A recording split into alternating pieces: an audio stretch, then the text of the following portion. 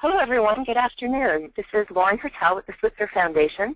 We're ready to go ahead and get started.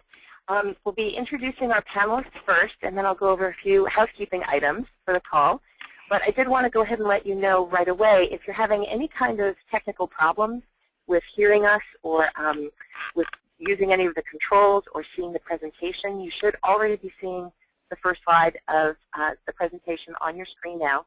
If you're not, always feel free during the presentation to use the questions box. You can just type in a question, and I'll be handling technical questions while our presenters are presenting. So again, thank you for joining us. This is Lauren in the Switzer office. Actually, I'm in the, I should say, the Florida Switzer office. We work remotely here from Florida. And today we've got a wonderful, wonderful webinar. It's our first theme-based webinar for 2012, and we're super excited about it. It's Switzer Fellow Stuart Cohen, who's the Executive Director of Transform, and his colleague Ann Cheng, who's the Program Director for the same organization, talking about their program GreenTRIP, which is a certification program for buildings they'll be telling you more about in just a few minutes. But we're just incredibly excited to have them here. I would like to go over a couple of housekeeping items before we launch into their presentation. So first of all, the presentation itself will be available on the Switzer website blog within 24 hours of this broadcast. You can reach the blog at switzernetwork.org/blog. That link will also be in an email you receive shortly after the webinar ends. All of your microphones are muted for now, so if you would please use the questions box to ask any questions you have during the webinar, whether they're of a technical nature, if you're having trouble hearing us or seeing the slides, or when you have a question for one of our presenters.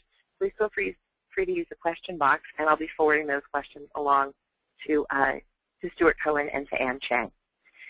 Also, we will be monitoring the questions as it says here. We will also monitor chat, so if you prefer to use the chat box, you're welcome to do that. We will just take text-based questions during the presentation itself. Then at the very end of the presentation, with the remaining time, you'll have an opportunity to ask live questions using your telephone or your computer headset, depending on which you use to log in to GoToWebinar today. So again, thank you so much for joining us for this first webinar of the season for 2012 for the year. We're very excited to welcome Switzer Fellow Stuart Cohen and his colleague Ann Cheng, and I'm going to go ahead and turn it over to them. Welcome. Thank you. This is Stuart Cohen, and so I'll be starting off today, and then handing it over to Ann. Wanted to just give a drop of background. 1987, when we were formed, we were very heavily focused on Bay Area transportation and land use at a regional scale, helping to deliver billions of dollars for transit, bicycle, and pedestrian programs through funding campaigns that we helped lead, and catalyzing smart regional policies as well. Transform's now working at the state level, supporting smarter regional planning elsewhere via Climate Plan, a project that we sponsor, and in Sacramento office focused on state policy. We're based in Oakland, and we have a staff of 32 now. What you'll be seeing, though, is a webinar to get truly model developments that can meet environmental, health, and equity goals all at once, and doing that not just by trying to intervene and get better government investment as we have, but by harnessing the marketplace and the power of the marketplace to create the right information and to try to find that sweet spot that we are now calling kind of great access and deep affordability. So we're first going to go over the problem, then our first approach at GreenTRIP certification, some of the successes of it, as well as some of the challenges then that we faced, and finally kind of our version 2.0 that you'll be hearing more about. So starting, we have this very modern problem you can see here of development since the 1950s has just assumed that people will be driving for every trip, and we've started to get communities designed that way. Not every place now comes with a 4-car garage, but 3-car garages are actually common, and when you plan for cars and dedicate up to 2/3 of your built space for streets and parking lots, you're going to get a lot of cars. And so this is a lot of what's being seen across the states right now. And of course, we're finding some pretty dramatic negative impacts of this kind of growth. This is a slide from our Windfall for All report. The areas of the deep red are places where carbon dioxide emissions are the highest. And those areas that are in lighter color, typically you can see near those lines that are the transit lines in the Bay Area and the inner East Bay. Those areas are emitting much less, on average 42% less climate emissions from transportation, and those areas, because they own fewer vehicles, are able to save $5,400 on average per year in transportation expenses. Planning in California is trying to spur more development to be in these areas, and a law that we have called SB 375, passed in 2008, is helping that planning to take place. But this paradigm of growth is unfortunately incredibly difficult to fulfill because of regulations that really make it difficult for infill development.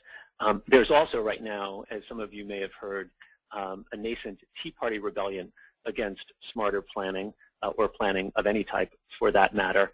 Just in yesterday's Santa Rosa Press Democrat, you can read about the woman who came out to a meeting fighting a bike lane in front of her home as an affront to democracy and her freedom. So anyway, as we try to bring growth into this area, we are pushed, we have backwinds at least, of demand that is pent up for these areas. And two new reports that have come out really back this up. The first one is a survey done by FM3, a great polling firm, showing that 64% of the demand for homes in California is now for walkable, smaller, transit-oriented places that have short commutes. But people don't want to be stuck in traffic anymore. The other one is even more intense. This was from the Urban Land Institute. This just came out, a great report looking ahead to 2035 and where the demographics 25 years from now will take the market. And what they found is that as people become empty nesters, as we have Gen X and Gen Yers wanting to stay in urban environments, we're going to have this bottom line here. About 9 million households will want to live in these walkable, transit-oriented areas. You can see that small blue line. That's the existing supply near our current rail and kind of heavy transit. So that red line is really what we're underbuilt. This report doesn't think it's possible to meet that red line just because of the limits, but we can get part of the way there. And so that is the challenge that we're up. Could we get, it estimates, basically tripling of the supply near transit? So Transform has been working at a number of scales in the Bay Area primarily to try to unleash this potential. And this is really, this opportunity to merge these agendas to create communities that promote more walking and biking, are healthier, and very importantly need to stay affordable. For us, that means engaging communities from the ground up. One of our projects has been the Great Communities Collaborative. You can see all of the planning here that is taking place in the Bay Area. These little blue dots are near transit station areas. The red dots are some of the areas that we and the nonprofits and the Great Communities Collaborative are working in. So we've been working in these areas, but as we do that, we are finding that cities are really, we are facing a unique problem in all of these, and that is that governments are still, even in these areas, relying on outdated codes that are built on that suburban model that I showed you before, predicting that even as people move back to these urban areas, these default codes, many of them are for 2 parking spaces, estimate a lot of trips from people coming in, and therefore lead to some pretty bad consequences. So what we'd like to get to are places like this in Windsor, walkable, vibrant communities, but instead the paradigm that we're seeing is this. Even in these transit-oriented areas, in downtown areas, when you require a lot of parking, you end up wasting a lot of space and wasting a lot of money. In fact, even we did a report in the South Bay, and it showed that even for low-income senior renters, 8 out of the 14 cities down there would require 2 parking spaces or more for their units. And to get away from that, you would need what's called a variance, which can take time. And so recognition of this issue of parking being a dilemma is really only recent. And to illustrate how this plays out in reality and affects development, can thwart infill development from even being financially feasible, I'm going to take you through a scenario here. We're going to start by showing what it looks like when you just exceed to these codes. You're building more densely, which gives the chance for kind of walkability, but you provide 2.2 parking spaces. You can see here that you would be required for these 800 units to provide 1,800 spaces at a parking cost of about $33 million for that structure. And this was in this national report by Bob Cervera. Well, when we start to do that, it has some pretty important ramifications. First of all, it's also going to be expected that there'll be a lot of trips from this development, and therefore, in many places, high impact fees to mitigate that traffic. And so you start this cycle. Lots of parking, high fees, and so there tends to be this focus on larger units with homes that cost more to be able to pay off these fees. What that then means is you get fewer homes per acre. You get fewer things like open space, community amenities. You also, like you saw before, get ground floors that are less attractive because large amounts of it can be dedicated to parking. And that helps to bring more opposition, more money and time for planning review. All of those things help feed the need to focus even more so on expensive units. When you have those fewer, larger, expensive units, you tend to that come with free parking spaces. You tend to attract high vehicle households, which reduces affordability, the total homes built in these areas, and creates more driving for those that do move in. Anyway, this was something we all had a hunch about, but was confirmed in this report last year by the Dukakis Center. It looked nationally and actually found empirical evidence that in a lot of these transit-oriented development areas, they're starting to gentrify, and they're actually replacing these smaller units with larger units with people that own more vehicles. And you can actually get development that reduces overall transit ridership in these areas, let alone results in gentrification.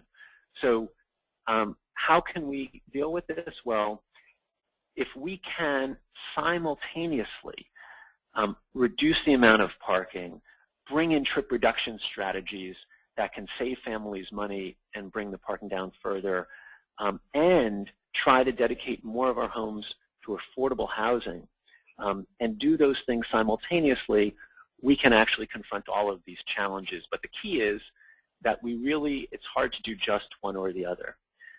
So now I'm going to go back to that scenario of the 2.2 parking spaces, but show you what it's like when they're allowed to do 1.1. And this is actually an exact change that we happened to get recently in the city of San Leandro nearby.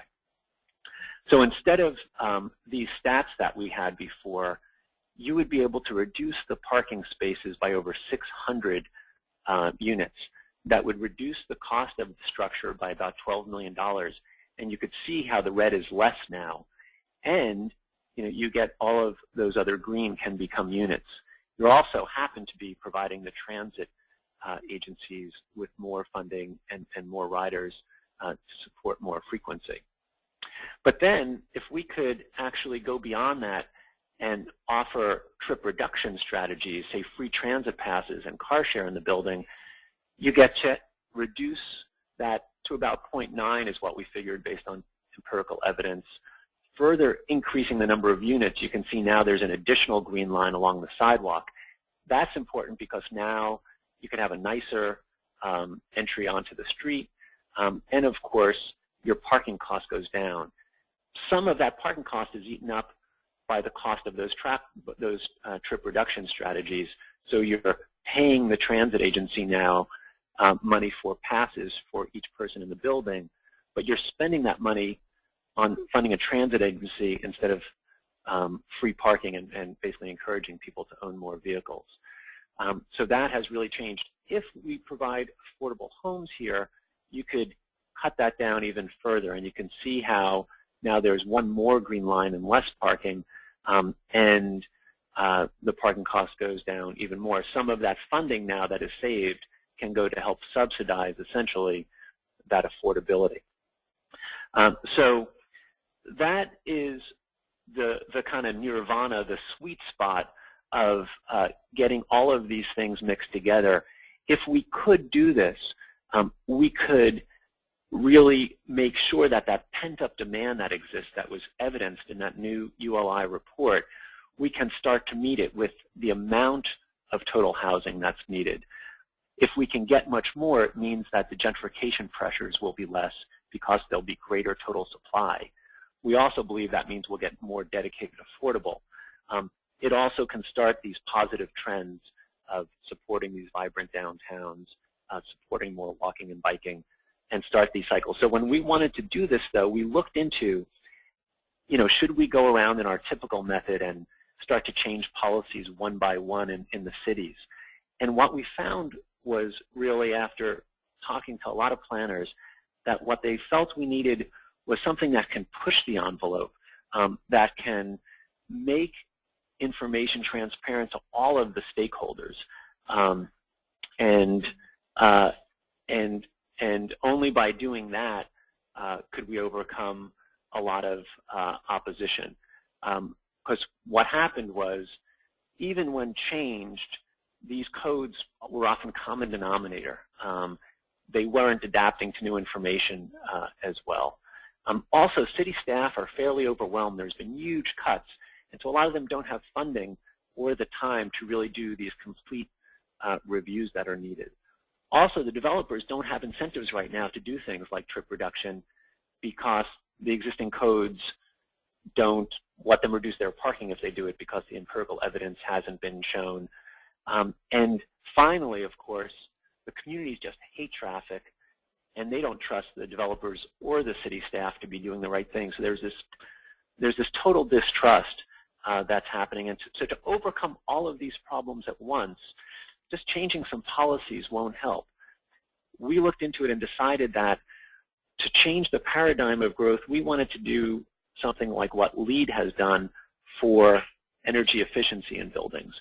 We wanted to create model developments that incorporated all of these things and could get community support because of it and community recognition for those models.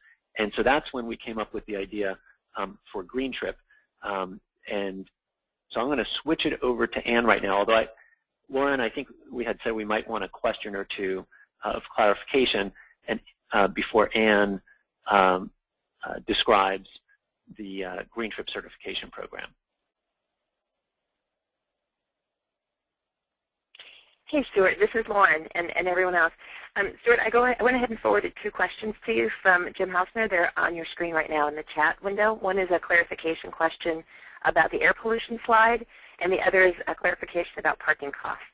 Oh, okay. So you should be seeing those in your chat window. Sure. So the slide with the air pollution, which was actually just CO2 emissions, the question of why along one of the major corridors, 880, it wasn't red even though there's traffic. The reason for that is that slide represented households and basically census tracts, and it was how much driving happens from those households. So it didn't actually represent the emissions from the highway corridors themselves. It happens that the 880 corridor, which has lots of driving, also has a BART line parallel to it and some pretty robust bus transit service, and so doesn't have the same high levels of emissions as households that are in areas that don't have that transit. So the second one is about the cost of the parking structures, and that has a calculation in it that I will get back to afterwards because I'm not going to try to do that mental calculation right now. But yeah, it's about how much parking costs. Generally, the estimates for parking costs are about $20,000 to $50,000 per space, depending on what the structures look like, whether it's underground. But that's the kind of back of the envelope that you can think about when you think about parking costs. So with that, I'm going to hand it over to Ann. Great, thank you. Good morning, afternoon, everyone. So I will now talk quickly about our GreenTRIP certification program, which is essentially our low traffic development certification program that is similar to LEED. There's really three main criteria, and all of them focus around transportation. They vary by place type, so that we intentionally did this so that there could be, no matter where you are in the region, no matter how available your transportation options are, that you could strive for these standards. And so the first, obviously, is we run an analysis. We determine what the projected daily driving per family is for these future units. We have 3 pre-approved traffic reduction strategies. What's key is that they have to be committed to for 40 years. And finally, the parking maximum per place type. So for every project, depending on the place type, you can't exceed a maximum parking spaces per unit, and that includes guest parking, and it's essentially an average of spaces that are dedicated to parking, residential uses.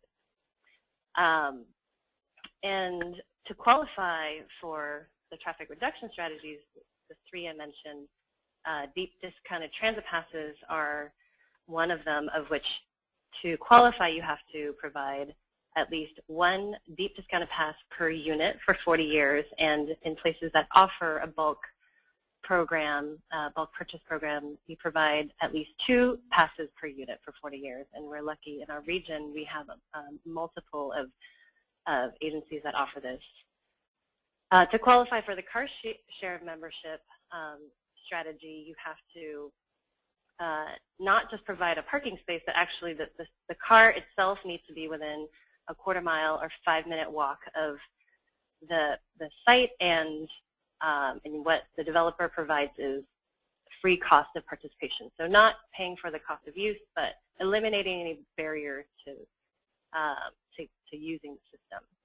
And then finally, unbundling parking, where the cost of parking is separated from the cost of your unit rental or ownership. And most importantly, it's creating an economic incentive for you to not take on extra parking spaces that you don't need, and you effectively should see a discount in your rent when you don't have more parking than you need.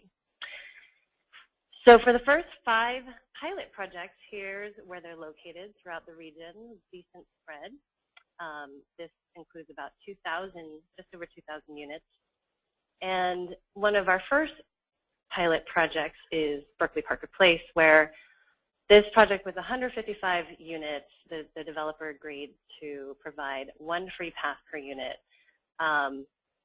unbundled all of the parking, and was able to arrive at 0.8 spaces per unit. And so this site is located just equidistant between 2 of the Berkeley BART stations. And what's key is really this, when the project is conditionally certified, so that The strategies that were agreed to are embedded within any kind of planning documents and planning review staff reports. We issue this 2-page report that essentially memorializes how the project meets our standards. And the key is really the brevity and the clarity of the presentation. You can see here the project was, we wanted it to meet at least 50%, reduce traffic by 50% of the average Bay Area household. But because of the location and the model we use, the project actually achieved 70% below the regional average driving. And the second portion, this is the parking spaces per unit. As I mentioned, it definitely met this 1 space per unit maximum. And finally, the 2 strategies are described here.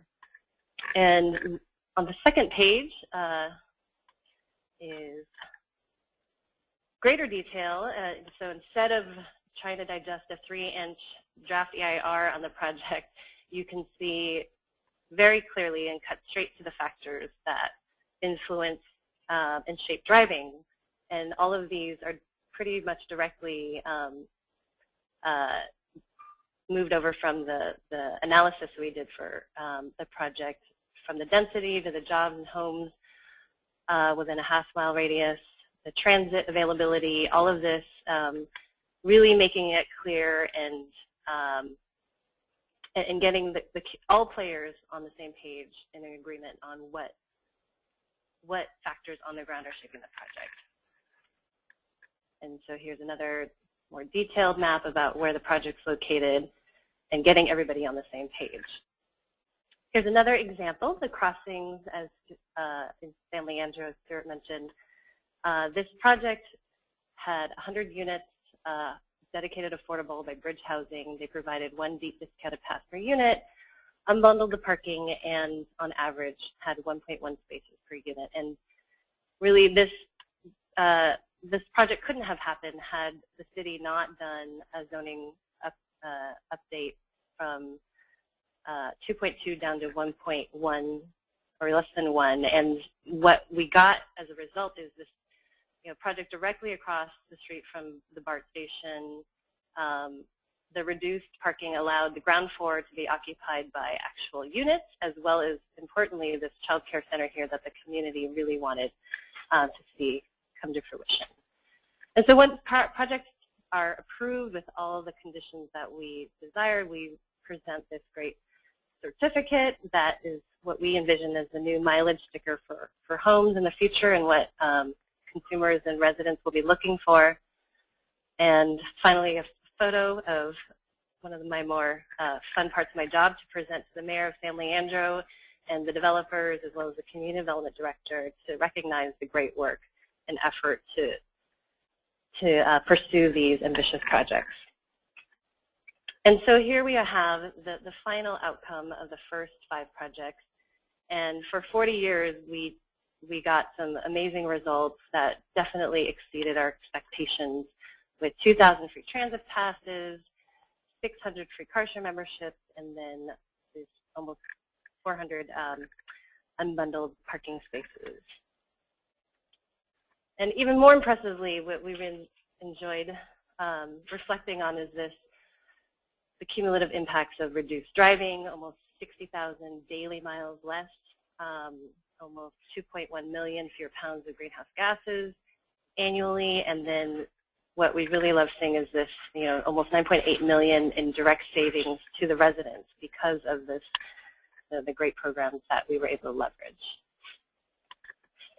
And so, in wrapping up our pilot study, we did an evaluation, debriefed, and really felt that kind of the key challenges in moving forward were trying to access, number one, projects earlier, just as in the green building energy efficiency world. The sooner you start thinking about these things, the more likely that you can influence and change. We had a lot of projects that were coming to us for certification, but they were already so far down in the process that they couldn't really leverage reduced parking for more transit passes or other traffic reduction strategies.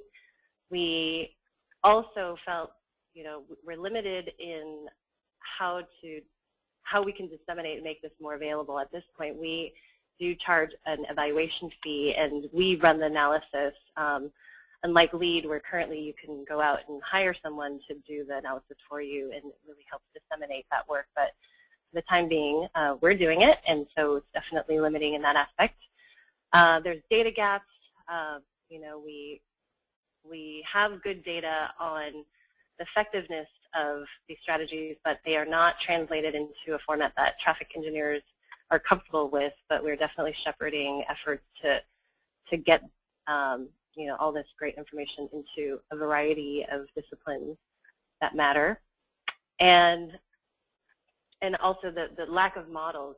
We've got UrbanMist and now potentially CaliMod, but both of them are still definitely undercounting dedicated affordable housing as well as traffic reduction strategies. And so finally, I say that we still face, time again, in my work in the great communities, it's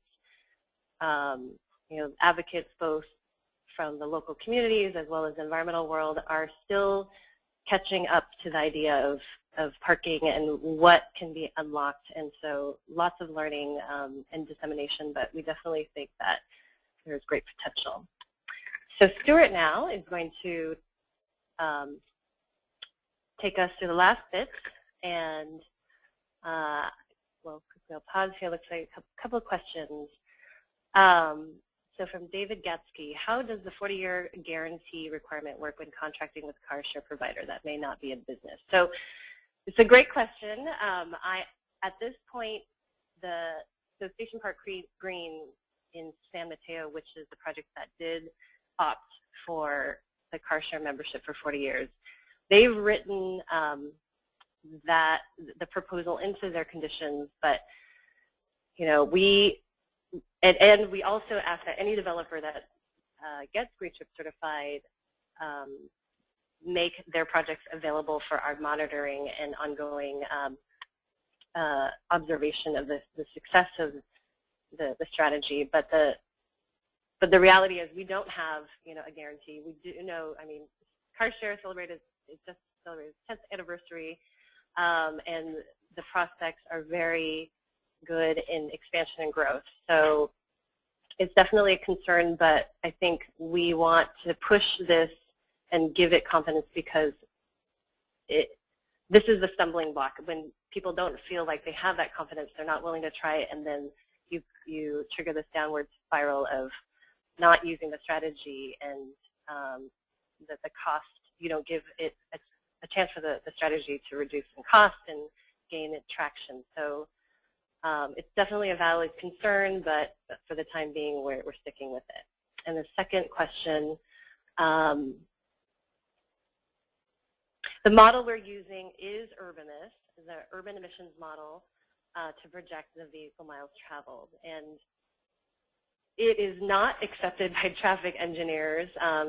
As we've mentioned, this is a model developed by the Air District, California Air Resources Board, and intended for the air resources audience. And so, definitely want to see that moved over, but the rigor and the metrics are underway and in progress, and definitely be reporting on that. So next stop is Stuart's going to take us home. Thanks.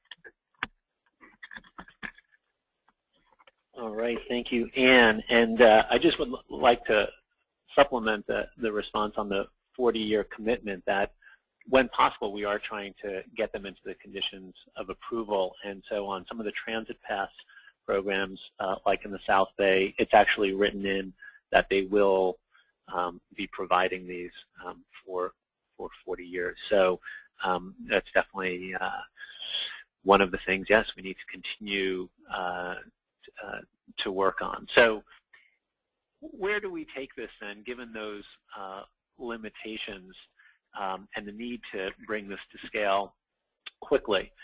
So we have, you can see here, a four-pronged approach to doing that. We're going to continue GreenTRIP Classic, as I'll describe. We're working to catalyze research to fill those data gaps.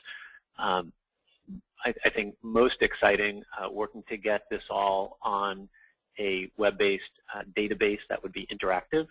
And then finally, making sure that there's the good community engagement to get it out of just our hands and get it into the community. So one by one, the continued GreenTRIP Classic. We're doing this in the Bay Area. There's been interest in spreading it to Southern California and San Diego, but no funding for us yet because there's some initial resources that are needed to set it up in those places. What we are doing is having a greater focus on supporting affordable housing, dedicated affordable housing.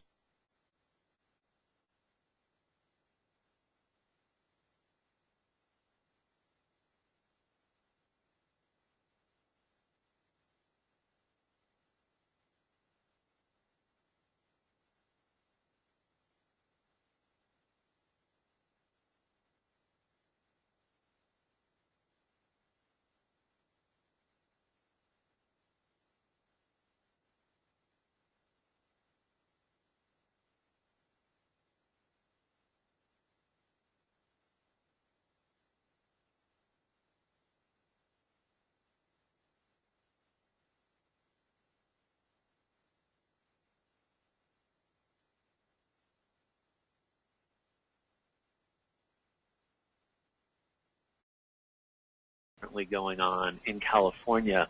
So look at how design and density and other factors would allow you to buy the Institute for Transportation Engineers codes. They're the ones who really write the book on this, literally. But that book is outdated. It's based on suburban codes, and even they admit, try to get localized data. So there's an attempt to do that. What we would be supplementing it with is a focus that it doesn't have on these trip reduction strategies as well as on dedicated affordable homes. Folks are looking at income, but income is very different than how people behave in dedicated affordable homes because a lot of folks who are kind of on low or modest incomes are the ones driving the longest as they go out to qualify for a home and then drive into their workplaces. But dedicated affordable housing, people often are able to live near work and give up many of their trips and even their vehicles. We have a proposal into Caltrans right now that would do an intensive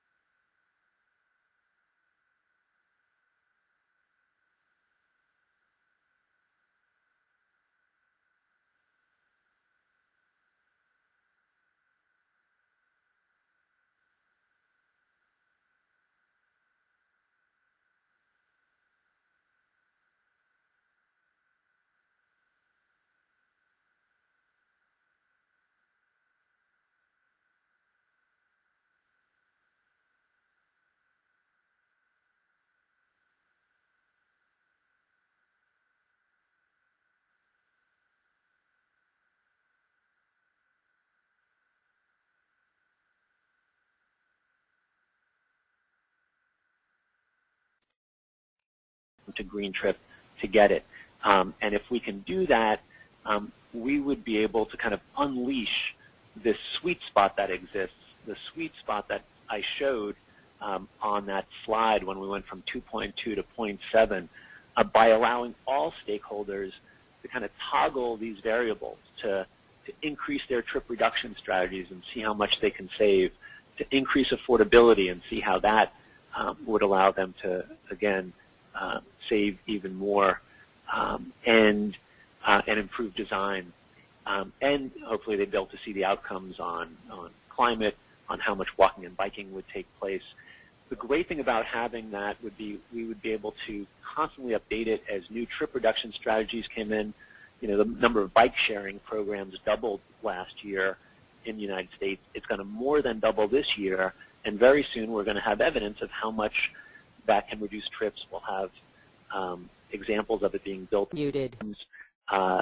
And we could then put that into this database. So codes would take 20 or 30 years to catch up with this, but if you had it here, it could be within a year. And then finally, we feel like if we can prove this strategy, if we can prove that what's in this database is much more current than the ITE standards and other older codes, then we could help to make happen what basically LEAD has done, which is embed GreenTRIP into zoning codes. This could most likely start as what are called overlay zones, where basically in areas near transit, a city would just say you can use our existing outdated codes, or you can go through the database and whatever it predicts as the parking demand and trip generation, that would be acceptable as a use. You wouldn't need a variance to get it. And so that is kind of, I think, ultimately where we see this developing. And that doesn't have to be transform holding the database. We want this to ultimately scale nationally, and would expect we would be working with or simply even handing it over to a national partner. So this concept of the database was included in the Bay Area's HUD Sustainable Communities Planning Grant that was just received. So in about 8 months, we're actually going to start development of this, and we're looking for matching funds at this point for that HUD grant to make sure it can happen. And then finally, the last piece is what where Transform really started with, and that's making sure that there's a strong community engagement piece of this, that we are going to continue working with the Great Communities Collaborative and other communities that are coming to us, sometimes on a fee-for-service basis, to change their specific plans, to change their zoning. We need to get some more models up right now. We'd like to start trainings and workshops. We do some in the Bay Area, but we'd like to spread those out at least across California. We're talking with some health organizations right now to be able to bring in the health angle. All of this isn't just much more affordable and accessible, but people are going to be walking and biking much more in these areas, and want to be able to highlight those benefits and be able to promote it for those reasons as well. And finally, we want to bring much of this information to a regional scale. There's a lot going on with SB 375 implementation.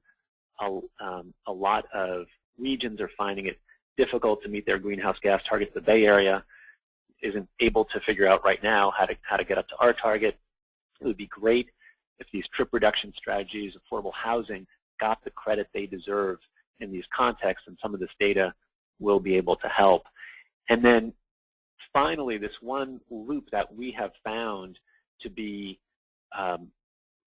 very important to start to foster is that there is a kind of downward spiral that has happened in transit ridership in some areas, although overall we've seen transit ridership going up. We're seeing service starting to be cut back, and that's in part because we're building these areas with lots of parking, and then people have to pay on top of that for their transit. And so by getting faster adoption of these trip reduction strategies, we'll be able to make them better understood and more affordable. We saw that with the pilot project, where we are now talking with the South Bay's Transit Agency that they should reduce the price per household if there's a 40-year commitment. It greatly reduces their marketing costs. Mostly they were getting 1-year commitments from building owners, and they're interested in reducing it if they can get that long-term commitment. We're talking with different car sharing folks about how to make it very clear about how a developer can engage with them and enter into a long-term contract. And so once those things are more common, more transit agencies offer these residential eco passes, all of this becomes easier. We get more transit ridership and more interest in it.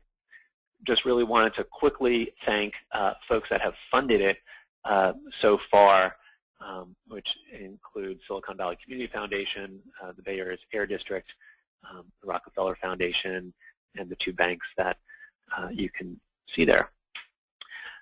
And so that is it. This is some of the information. Ann is a LinkedIn junkie, and so that's one of the ways she is keeping people, I guess, linked in. And this is the contact information for GreenTRIP. Please do sign up on the GreenTRIP site for updates. We just send them out occasionally, and hopefully some of these very exciting proposals will be coming to life very soon. And finally, just wanted to end on this slide. Really tremendously appreciate the Switzer Foundation's varied work supporting environmental leaders, both when they're in graduate school and afterwards, and forming this great network. Here's the different ways that you can touch base with Switzer. So with that, that's the end of the presentation, and we would love to engage in some conversation and answer questions. Great. Thank you so much, Stu, and thank you, Ann. I'd like to go ahead and jump right into giving people an opportunity to ask questions. David has another question. I'll just go ahead and read it out. And while other folks are thinking about their questions, it says, Stuart and Ann, you should be heartily congratulated on your work and innovative approach. Bravo. I'd love to have a conversation offline about bringing this to San Diego. So it sounds like he's also given his contact information. I'll make sure that you get that from him. So thank you so much for tuning in for that, Dave. For the rest of you, if you have questions, please feel free to type them in the questions box into the chat message, or if you'd like and you've got audio connected on your computer or your telephone, you can also ask your questions live now. Just use the raise hand button. It's near the top of your screen. It looks like a little hand. If you hit that, it will show up on my screen, and I can unmute your microphone. So please feel free to go ahead and do that. In the meantime, is there, while people are thinking about their questions, Stu and Ann, is there anything else that that you would like to talk about that you don't normally include in the general presentation? I know that you had some additional issues that you like to look at with groups. Is there anything else you'd like to cover? Yeah, well, one of the things that I think we wanted to discuss is, and that we had slides for, we decided not to include because it all just got too long, is that when we talk about this deep affordability as a frame, I think it's incredibly important, but self-sufficiency is getting harder and harder for so many families in America today as incomes are flat or decline. And transportation and housing, as most folks on this call know, eat up a majority of people's household income. And so the concept of deep affordability is being able to reduce both the housing costs by increasing supply and increasing dedicated affordable, and by decreasing transportation costs. Because when you come into these transit-oriented areas, you are confronted by real costs, even if you give up your vehicles, by car sharing and traffic costs. And we were able to, in some of the models we're looking at, reduce overall costs by about 40% for families that aren't in dedicated affordable housing. And if you're lucky enough to get into dedicated affordable housing in these areas and have free transit and car share membership paid for you, up to 80%.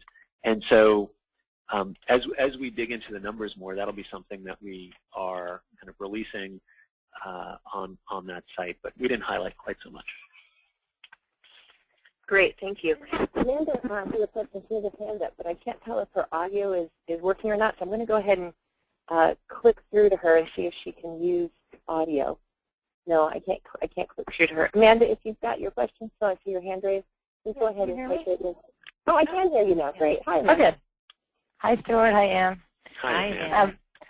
So I've heard, thank you. This is such an excellent presentation. I've heard from just a couple of builders, as we talk about this kind of IFD, Infrastructure Financing District legislative proposals, that some negative reactions to the 40-year transit passes. And I just, if I missed this, forgive me, but do you have pretty clear calculations about the cost savings of reducing parking as compared to the cost of providing the transit passes that make the argument clear that it's very much coming out ahead, even with the 40-year commitment? So it varies tremendously by area. And so in the South Bay, where they have these eco passes for residences, they basically give them out in bulk. People are familiar with these from these universities where kind of every student gets one. And so because they're given out to transit users and those who might not use it, it's at a greatly deeply discount, often $20 per household per month, depending on size. And they're interested in going lower. At that point, it starts to pay itself off and, can be kind of the equivalent of what the parking cost is. Again, not because you only reduce the parking cost directly with the structure being smaller, but you've opened up for more units or more commercial space or other benefits. In places like San Francisco, they don't offer those eco passes, so the price is extremely high, and they're not interested in getting them because their system is overloaded already. And so this is why it's different and more complicated than LEED, where you just need to get certified wood and then anybody can use the certified wood. And so it really depends on the area. The same problem is going to happen in LA until we can get a really good program and commitment for lower cost there, then it might not pan out for the developers.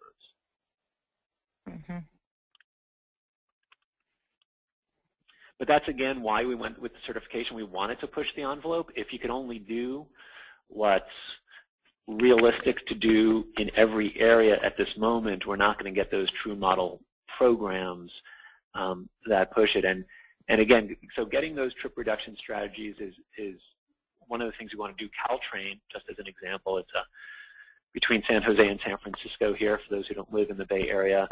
They are interested now because of this program. They've had developers asking them if they can get an EcoPass program going so that they can qualify for GreenTRIP. So that's the kind of cycle that we want to spur on, because that would be too expensive to get monthly Caltrain passes at this point.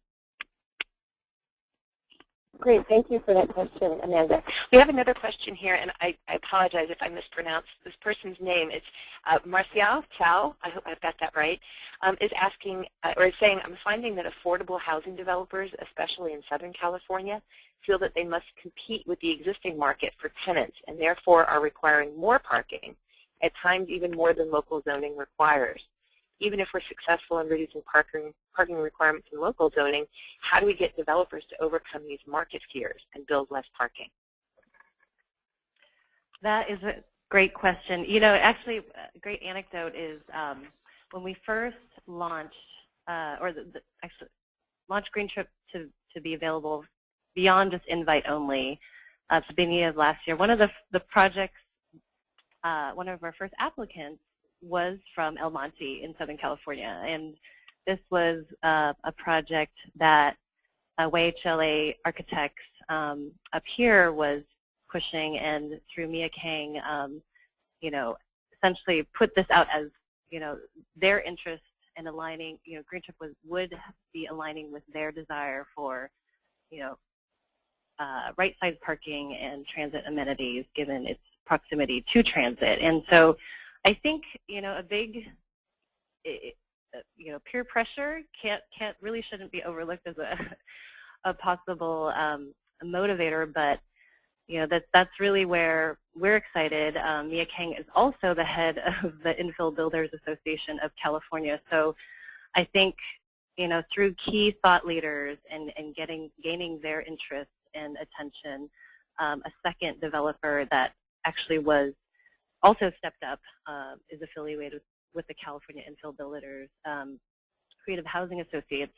Michael Deedon is located in Southern California also, although he applied for a project in Santa Rosa for a Railroad Square. The fact that most of his work and portfolio is in Southern California. So I think there's definitely some great examples and leaders, and we hope that that's really the purpose of GreenTRIP is to highlight them and really get the word out and maybe shift some of those attitudes. Great, thank you, Ann. I have a question here from Ryan Park. He says, it's a sort of technical question. How would free or discounted passes be provided for BART or other transit systems that don't offer monthly passes? Would it be a fixed amount of fare value per month, and how would that amount be determined?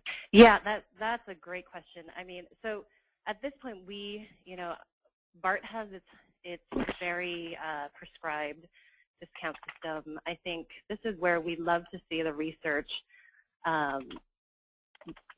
take care of that question and determine ideally what is, the monetary value that, now that in our region we have clipper cards where you can load the value ahead of time and just, what is enough essentially for a financial incentive to get people to change. And at this point, our transit passes are entirely bus focused, and for the time being, we feel like BART doesn't need help with marketing. People naturally move and self-select to live near heavy rail, commuter rail transit, and that we're really complementing the system and everything in between by getting people exposed to bus transit. But it's definitely comes up often. We do have a member of BART on our advisory committee and haven't pursued that aggressively, but would love to see, as the research develops around traffic demand management and quantifying, what are the attributes? Is it the exact value? What is the right value to meet that? And so we look forward to that in the future. Okay, well, Stuart and Ann, thank you so much. We actually are out of questions, and that's perfect timing because it's 2 p.m.